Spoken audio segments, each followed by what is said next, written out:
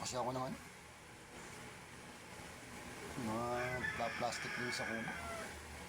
Pinausukan ko yung sili ko. Sili po nakuha pagkatapos eh.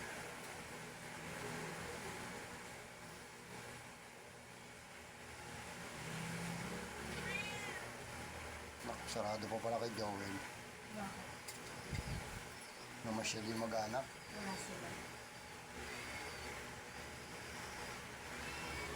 Kain po.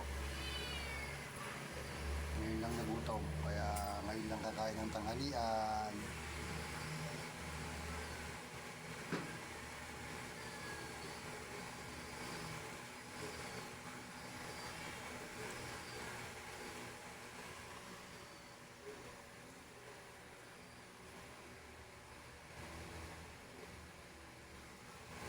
Kaya ko naman Yosef na lang.